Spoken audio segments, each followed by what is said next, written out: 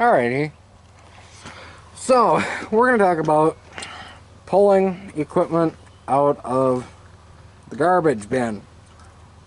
Well, this one that you're looking at right here is something that got pulled out of the scrap bin, and we're going to see, does it run, does it work, and if it does work, how well does it work?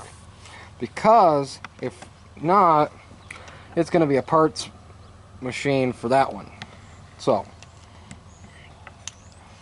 now, first off, we're going to check for compression.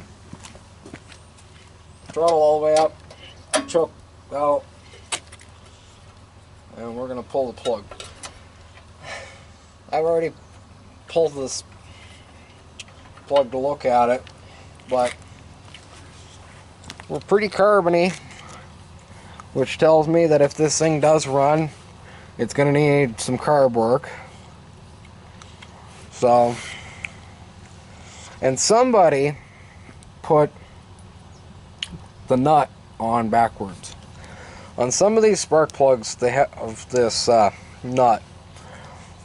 This is for very old equipment. We're talking pre-war on a lot of it that would require this nut. Most post-war equipment have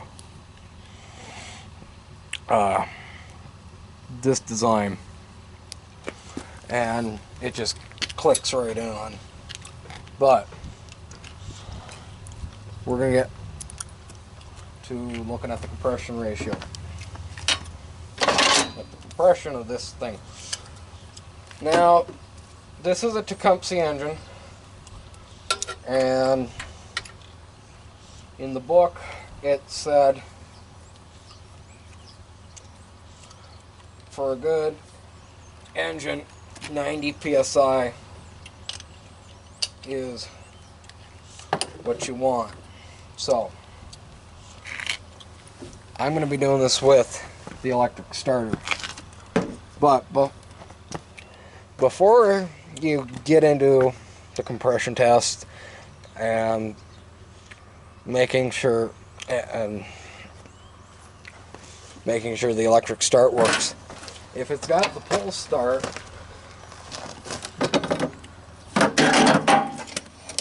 pull it over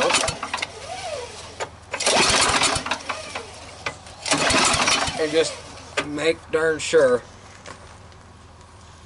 Now, just in that, we got 50 psi. We're going to put the electric starter onto it, and we're going to see. Does it actually have 90 psi of static pressure?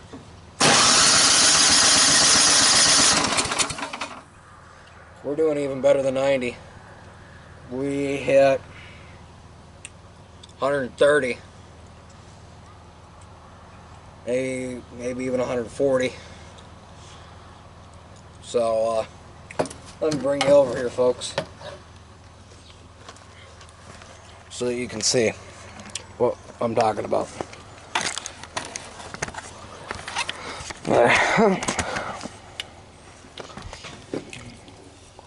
We have more than our 90 psi that Tecumseh says we need for this to be a good engine. Release pressure. Now,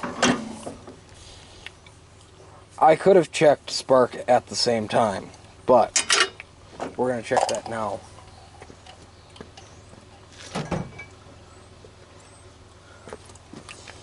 Now, I'm not going to do it with a fancy spark tester. I'm just going to put it down.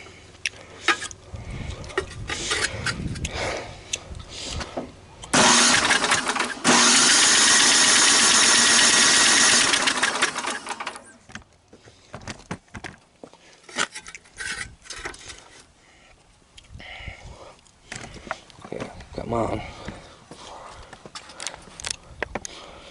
Get you really nice and focused in there. so you can see this. There we go. So we have spark, we have compression. Now we're gonna shoot some fire juice.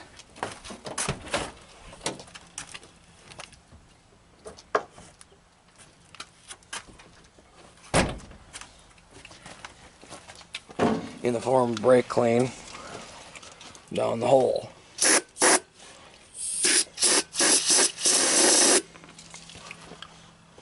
Alright. Yeah, we got it nice and coated in there.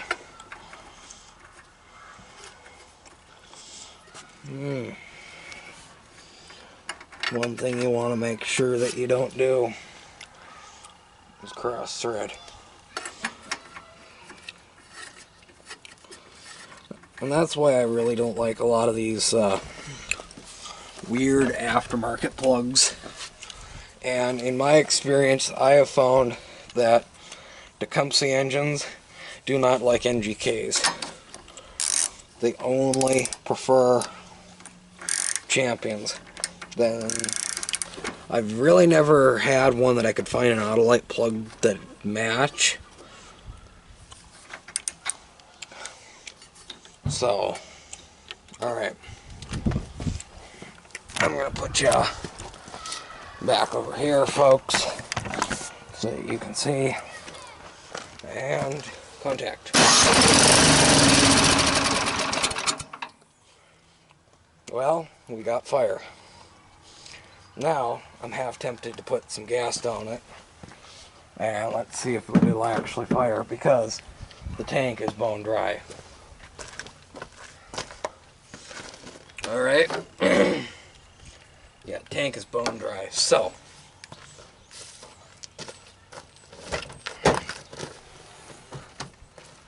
and before you go start putting massive amounts of fuel into it, check for oil. If it has oil, yay. Most of these machines that I've found out on the curb, they're almost out of oil. So, we're going to see if this thing needs oil.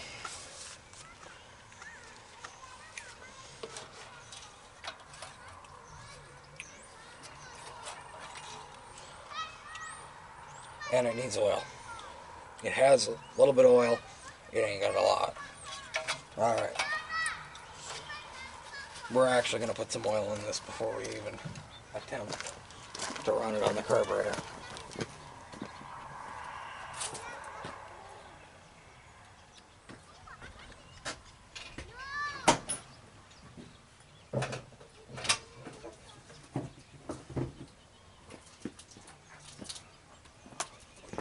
Typically, I don't recommend a multi-weight synthetic oil, but this is all I got on hand right now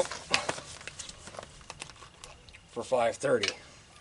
Now, Tecumseh has a special straight 30 weight blend, straight 30 weight synthetic motor oil for these Snow King engines. You can still find it around. Some places still carry it. I believe Certified Parts Group still offers a lot of it. But we're just going to see if it... We're going to give this motor the best chance we got. Yeah, now we got oil. I'm going to put actually a little bit of two-smoke gas in this.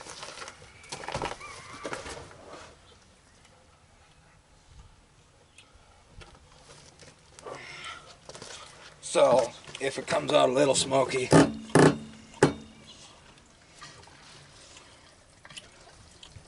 you'll know why.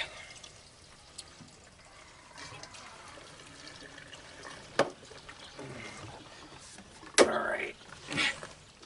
Not a lot.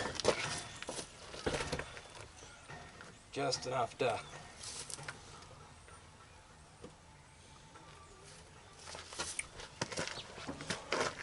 we're going to turn the petcock on. Now, on a lot of these Snow King engines, they put a little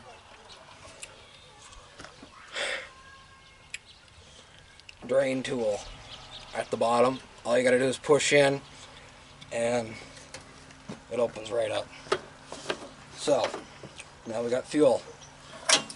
Choke, contact.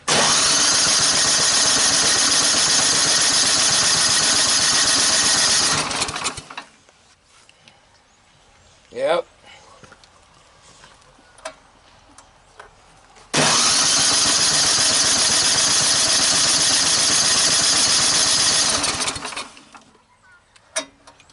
We got a carb issue. So, realistically, we got to take the heater box off to get to the carburetor. Most of these have a Series 3 or Series 4 carburetor because this is an 8-horse. Anything 8 horse on up would get a Series 3 or a Series 4 carburetor. So we're gonna put, I'm actually half tempted to see where did we put the sparky plugger socket. I'm half tempted to see if we can get it to draw anything through that carburetor.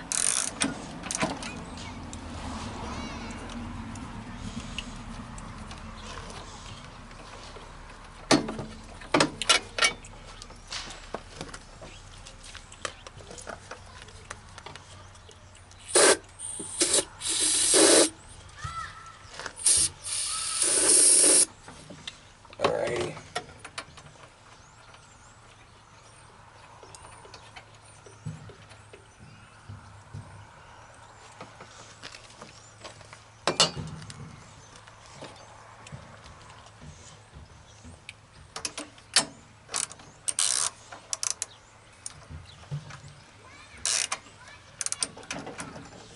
That, and it could be the plug itself, folks. So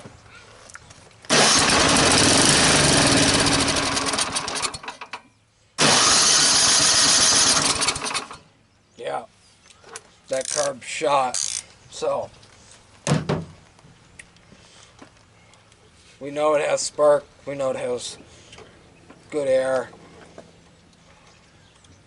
Now we got to deal with the fuel. So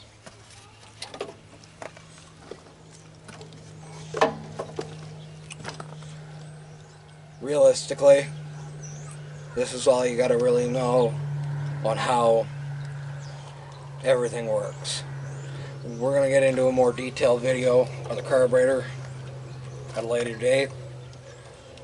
Plus, I have a few carburetor videos scattered throughout the channel. Let's see if I can find one, and I'll link it at the back half of the video.